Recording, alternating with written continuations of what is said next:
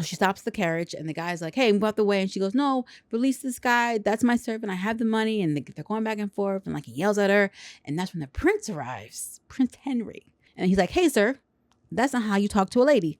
Calm down. You dare raise your voice to a lady, sir? Your Highness. Forgive me, sire. All right, Princey, I see you, Henry. I see you, dog. I like what I'm seeing.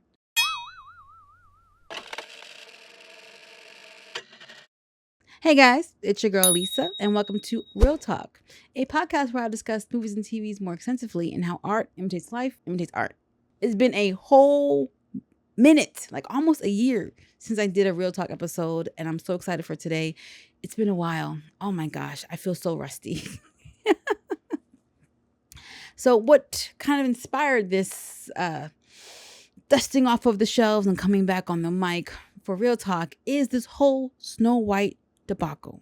So if you are here to listen to me talk crap about Snow White, I'm sorry to disappoint you. That's not what I'm doing. You have tons of videos where they're dumping on Snow White and how wrong the adaptation is. What I'm going to do is focus on a live action adaptation princess story that they got correct. And by now you guys should know from the thumbnail that movie that we're discussing today is Ever After, a Cinderella story. 1998 period drama. And you know, I would also say comedy. I did chuckle a lot. It looks like rain. This retelling of Cinderella is one of my favorite live action fairy tale princess stories. Dare I say, my top 20 favorite movies of all time. That's how much I like it. The movie stars Drew Barrymore and Angelica Houston. And let me tell you, they are giving it. Like you love Drew Barrymore and you hate Angelica Houston, as you should. Drew Barrymore plays Cinderella and Angelica Houston plays the stepmother. But I'm getting ahead of myself. Let's dive in. There will be spoilers ahead. You've been warned. The movie starts off with two guys back in the, 19th century being summoned to this great big place, big castle, wealthy, rich lady, a grand dame, I would call her, maybe a duchess. And she is called, these two guys, these are the Brothers Grimm. That ringing a bell? The Brothers Grimm tales by the Grimm. They're the ones responsible for Rumpelstiltskin, Hansel and Gretel, and Snow White. They had a lot of fairy tales that they told back then.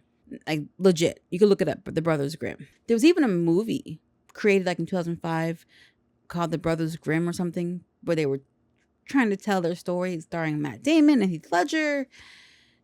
I don't think it was good. I don't remember it. I don't remember enjoying it, actually. So that should tell you all you need to know. This grand dame is telling the brothers, I've called you because I wanted to tell you how much I love your stories, but I'm disappointed in the Cinderella story that you have in your book.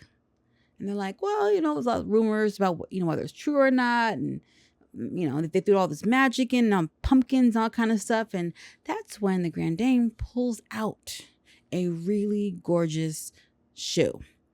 And she says her name was Danielle. And this was her glass slipper. Yes, turns out this is the great-great-granddaughter of Cinderella. Mind blown. So in this story, we refer to Cinderella as Danielle. So we're not going to be using Cinderella. They only call her that, I think, once or twice in the movie. But Danielle is what we know her as. So the movie opens, we see a beautiful countryside, greenery, a beautiful manor with servants and land. No green screen. I repeat, no green screen. Shoot on location. I know it costs more money, but it's so worth it. You get immersed in the world so much faster, so much easier. Like I was able to really live in it. I didn't feel like I was watching someone act against a green screen.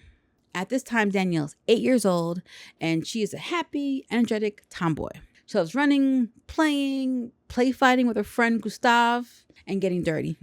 Her father arrives back from a journey or trip that he took before, but he doesn't come alone. He comes with a new, uptight stepmother and 2 stepsisters for her. It's a little awkward greeting, the first time you meet somebody that oh, you're part of my family now. Okay, this is, hi. But Danielle's warm, she's kind, so she's not the problem. And immediately you see the bond between her and her father. Like, they talk, he brings her books, they have a library, they have their own little rock, paper, scissors they play. Like, it's such a tender, loving moment. He's a good dad, okay? The movie sets it up perfectly. You adore him and them together, which means they're going to shatter your heart in a few seconds. He even tells her that regardless of anything else, she comes first. That might be what causes the problem later. The next day, he packs it up and goes to venture out on another trip. But right before he leaves, he suffers a heart attack and falls to the floor. And Danielle runs to him. And her stepmother, known as the Baroness, that's how we are going to be referring to her today, the Baroness. She runs too. And as he's laying there dying, he has a choice. My last dying breath, who's it going to be, my new wife or my daughter? He reaches for his daughter. And he gives his last breath and last words to her, telling her that she loves her. Burn! There's a good chance that this is probably what she held over Daniel later. The theory. We jump ahead 10 years later, and the manor is not thriving as it once was. Whereas when we met them, they had like maybe 20 servants, and the place was immaculate and greenery and beautiful. Now it's kind of a little decrepit. They're down to 4 servants, one of them being Danielle. Yes, she has now been reduced to the role of servant, so she serves her stepsisters and her stepmother just like everyone else. Sad. And we see that she's fallen asleep to like a fireplace holding the book Utopia, which is the last book her dad gave her before he died. So my girl loves to read. I mean, they had a library. The Baroness sold all that other stuff to pay off her debts, but more on that later. And this whole story is taking place, I believe, in France. We're also introduced to the prince at this time. The prince, Prince Henry, is very upset. His father is making him marry the Princess of Spain. They only speak the same language. But this is in regards to a treaty, which, royalty, to help maintain treaties, they would marry off their offspring and their, the heirs, so that, the countries wouldn't be fighting. But Prince Henry was like, I want to marry for love. I'm not about this. So he runs away. And he comes across Danielle's manor and tries to take one of the horses. Now, Danielle sees him. He don't see her. And she takes apples and she throws at him, calling him a thief, until she sees that he's got the royal, emblem. And she's like, oh my gosh. Ah. So she bows her head down so he can't see her and tells him, she's sorry. And, the prince, he doesn't chastise her. He doesn't yell at her or degrade her. He tells her, don't worry about it. Just don't tell anybody that you saw me. And he throws a bag of gold coins right next to her and gallops away. That moment right there is important, my friends, because that shows a characteristic of the prince that he's not looking down and degrading people who are below his station. That's important. So Danielle is so happy she has this gold, because what she's going to do with it, she goes to her friend Gustave, they're older now, and he helps her get into a gown and pretend to be a lady of the court so she can go down and free Maurice, one of the servants that the Baroness sold. She sold this dude to pay off her debt. You barely got servants as it is and you selling them?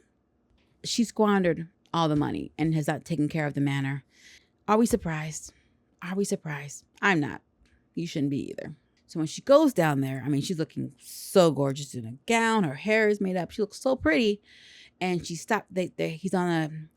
Maurice is on a carriage in a cage. They're going to take him to America. They've been sold to America, because at this point, going to America sounds like a nightmare. I wish to address the issue of this gentleman.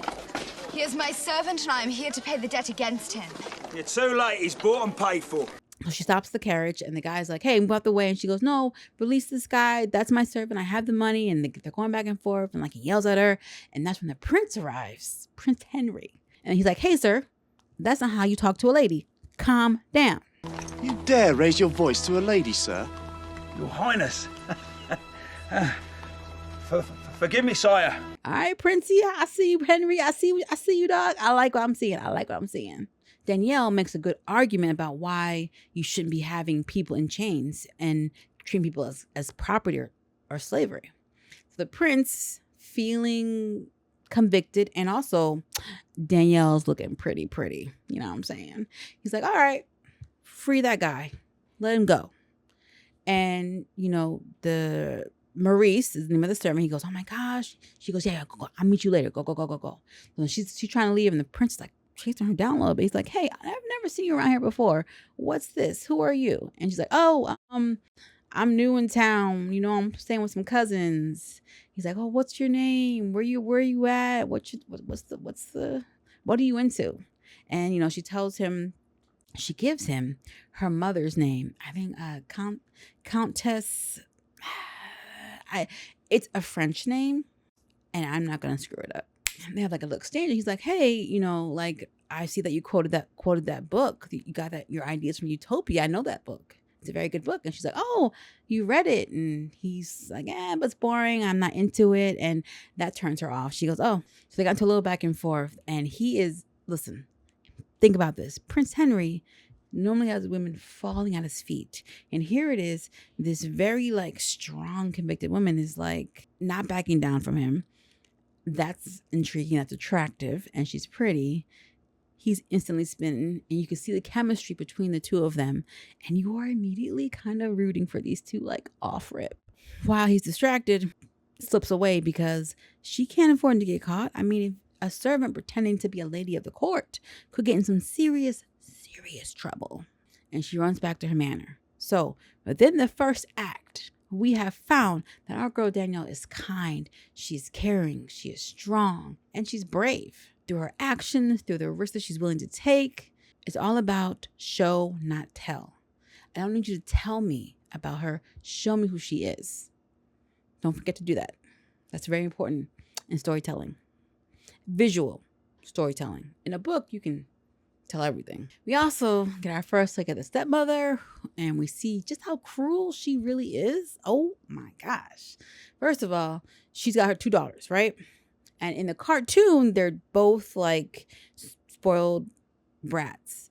In this one, she has a favorite, her golden child, who she spoils rotten, okay, named Marguerite.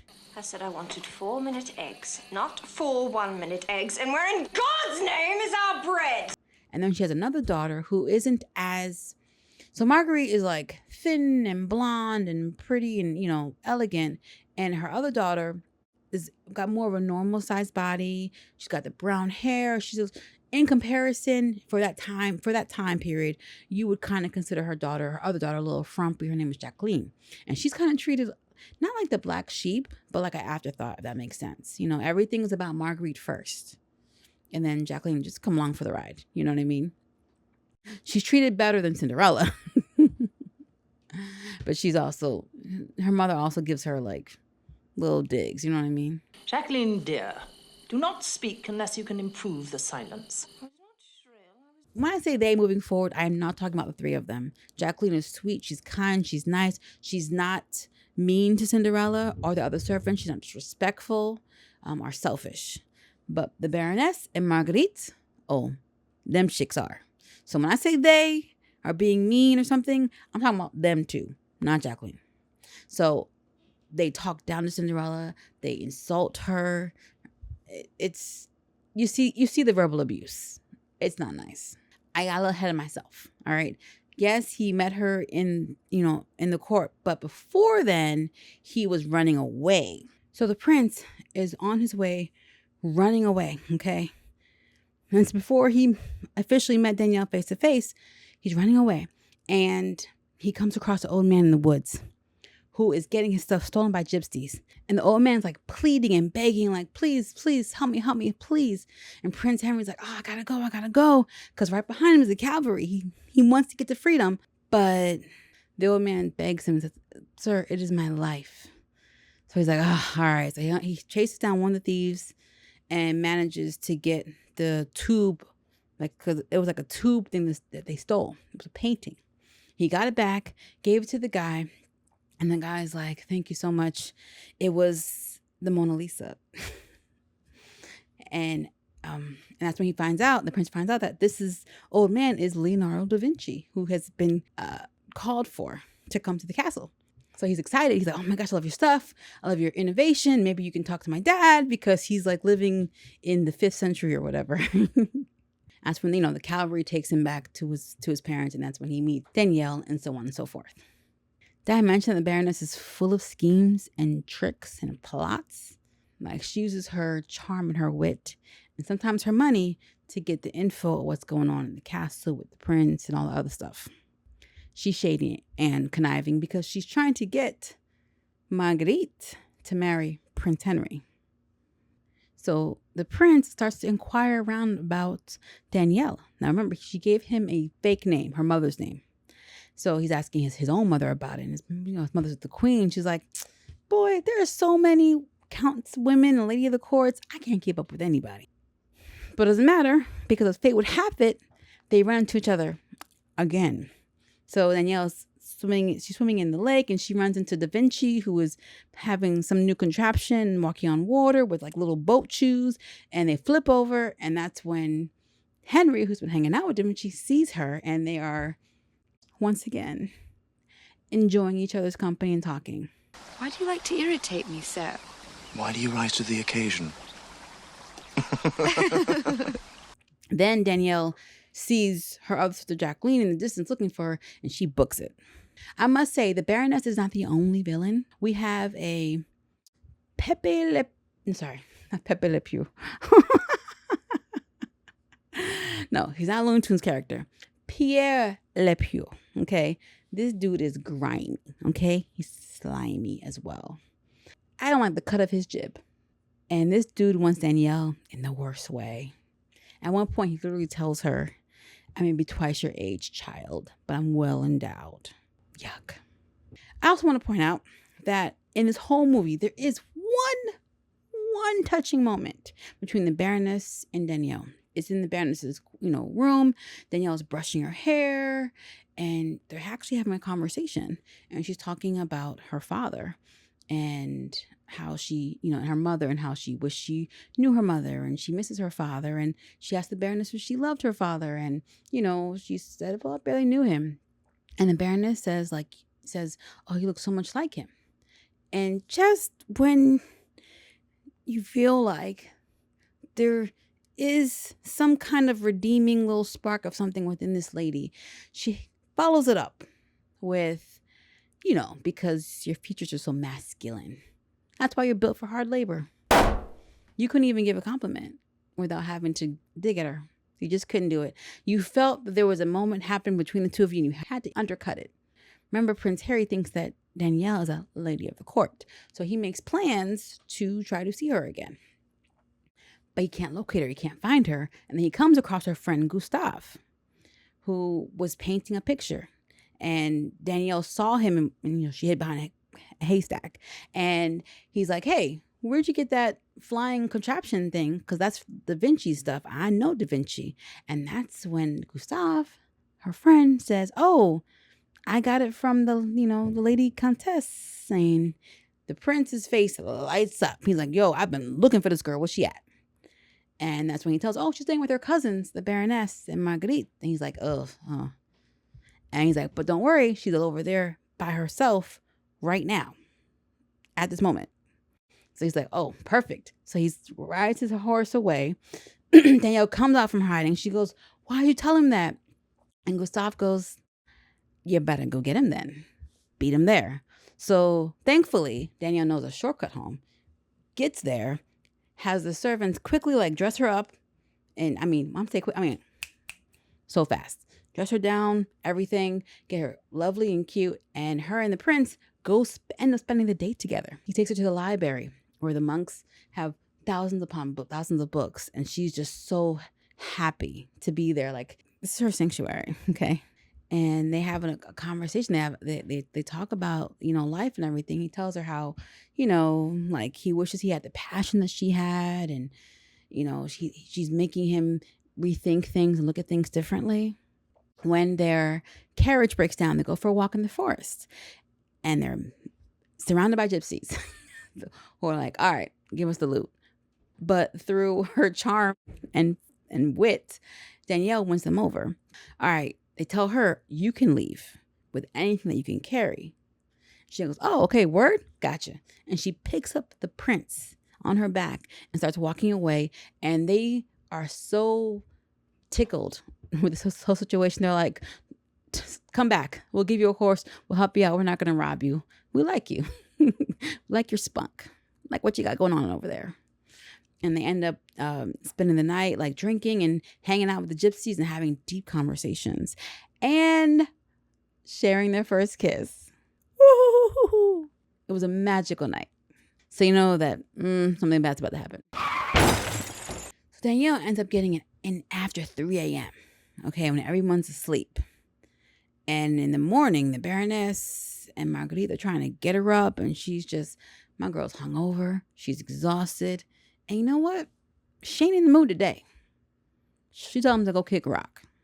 And they're just taking them back. How dare you? The Baroness and Marguerite go and meet with the Queen later that day because the Baroness, through one of her schemes, had found a way to schedule that tea time with the Queen and Marguerite. I tell you, this girl be on it, yo. She be on it. She got plots for days. Okay. And as they're talking, the Queen is telling him, oh, you know, I'm trying to find this one lady. Maybe you know her, the Countess, whatever. And she says the name of that Danielle gave the prince. And see, here's the thing. Remember, Danielle gave her mother's name. And the Baroness, she knows Danielle's mother's name. So when she hears it, it clicks. It clicks. Oh my gosh. That's where this girl's been going this whole time. She been hanging out with the prince. Man, she is fire hot. Marguerite too. When Marguerite figures it out, oh, my girl throws a whole tantrum. All right. It's on site at this point. So the king, remember in the beginning how the king was forcing the prince to marry. He decides to make a compromise. He's going to throw a huge ball and the prince will decide who you going to marry that night. If it ain't going to be Spanish chick, you're going to pick one of these ladies. And every lady of the house is invited. So the Baroness don't want to take no chances. She locks up Danielle so that her and Marguerite and Jacqueline can go. And Jacqueline, to her credit, she tries to stand up. She goes, hey, it's not a big deal. It's fine. Then, of course, the Baroness like just cuts her down, you know, just like, I tell you, this lady is something else, okay? Remember Maurice, the servant she saved in the beginning? He seeks out Gustave, her friend, and tells him, hey, meet with Vinci. Danielle needs help. She needs help. So then Gustave goes to Da Vinci, tells him about what's going on. Da Vinci comes to the house where Danielle is locked in the cellar, and he figures out a way to open the cellar because, I mean, the man knows mechanics. Okay? Boom, did it in 2 seconds. Easy peasy. That was pure genius. Yes, I shall go down in history as the man who opened a door. And he creates these like wings for her, these cute wings, because it's not just a ball. It's a costume ball. So people are dressed up like Marguerite was a peacock. Jacqueline was like a horse. And actually Danielle's costume was like almost like a fairy with wings. So I love the callback. You know how they are nodding, taking a little nod to the Disney version of the story with the fairy godmother. I think it's cute. So she gets there, and I mean, my girl stops the whole show. Everyone turned to look. And Prince Henry was like, he's like happy. He's like, oh my gosh, it's her. He's excited. He goes to greet her. Let's go. And she's trying to tell him, no, I have something to tell you, because she's ready to come forth. She's ready to spill out the truth. But, you know, Henry's so excited to see her. He's not really ready to he goes, no, it's fine. Let's go. And that's when the Baroness and Marguerite, who sees her, they are like pissed. And the Baroness is like, nah, I'm not standing for this. So she confronts her, rips off one of her wings, and exposes her to the prince and everybody at the party. No, she's a servant. She's been lying to you. She's manipulating you. She's trying to game you. She works for me. And Prince is like, what? And Danielle's like, yeah, it's true. I'm just like, Danielle, it's true, but also explain why. But, the prince wasn't trying to hear it anyway. He felt like he'd been deceived, lied to, and tricked. In a way he had, but the circumstances, you know what I mean? The circumstances are what matters. The context matters. So he's like, no, he brushes her off. She runs away crying. Baroness and her little minion Marguerite are like, they're so happy, they're smiling. Whereas Jacqueline, she's sad. And she's like, oh my gosh, like she didn't want this to happen. I told you she's the good sister. Then Da Vinci, he comes to the party late. He hears what happens. He finds her shoe. He's like, yo, what did you do? What'd you do, Prince Henry? What'd you do? You made her cry. You made her run away. And Prince is like, listen, I'm a prince. I have to marry the Spanish chick. I have obligations. Like, he is like totally like cold-hearted now. He goes, she lied to me. And Da Vinci's like, she was coming to tell you the truth. Like, and he's like, he doesn't want to hear it. So Da Vinci's like, all right, bet. You don't deserve her anyway. And he leaves the shoe that Danielle left behind on the little wall. And the prince picks it up. Now, back at the manor, the Baroness sells Danielle to, what's his name? Pepe Le Pew? No, not the skunk. Pierre Le Pew. Yeah, that's right. She sold her to that grimy, slimy guy we talked about before. No!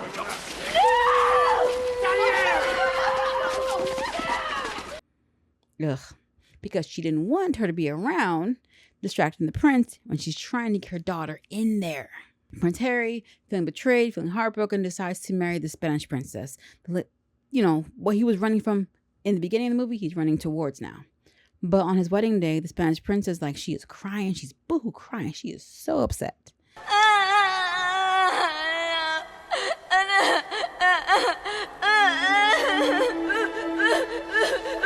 And he realizes, wait, she's in love with somebody else. And he tells her to go. And she's so excited. She's so happy. She runs to a guy in the crowd who I guess is the one that who's truly in love with. And he definitely doesn't look like royalty. So it's kind of like they're in the same boat in a way. You know what I mean? And he realizes, oh my gosh, I've been such a Dumas. What have I done? So he rushes to go find Danielle. And that's when he's told that she got sold. He's like, what? Oh, he mad. He's like, all right. I got something good brewing. Don't tell nobody. Shh, I got something brewing. He goes to rescue her, but Danielle is fierce, okay? Because Pierre, he's like watching her and he tries to put the moves on her. And my girl grabs the sword and she's like, nah, do not touch me. Matter of fact, give me my freedom. And with the knife to his throat, he has no choice but to let her go because he had her in chains because she kept running away. I don't blame her. She gets her freedom. She's walking out and look who is standing there.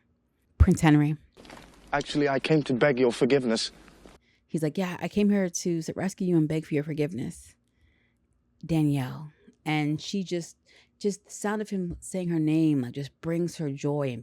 And she's just like, say it again. Like, it's a powerful moment. Say it again. I'm sorry. No. The part where you said my name. He kneels down, pulls off her shoe, and puts on the glass slipper that Da Vinci had given him. And he asked her to marry him right then and there in all of her peasant clothes, her dirty fingernails, her dirty face, as she is. That right there is a powerful, powerful statement. A statement of love, acceptance is strong. The prince came to save her, but she saved herself. And then essentially they saved each other. Now, before you worry what happened to the Baroness, I'm going to tell you, she got what was coming to her. Okay? Because they called her to the high court and she was all excited because she thought, okay, this is it. My girl's about to get married to the prince. They show up there and lo and behold, it's the queen and king saying, you lied. Because she did lie. I told you she was a schemer and a plotter. And we're going to ship you to America because that's the horrible punishment over there. But then Danielle steps in and she goes, I'm going to speak for her. And she tells them, I only ask that you extend her the same courtesy that she has bestowed upon me, which is wild. So they demoted the Baroness and Marguerite. Remember, Jacqueline, she's good. Jacqueline was part of the good plot. She's on the good side of history. And they make them servants. So now the Baroness and Marguerite are servants, but not like not to the castle, but like they are like low level. they are never going to come across Danielle again. She made sure of that.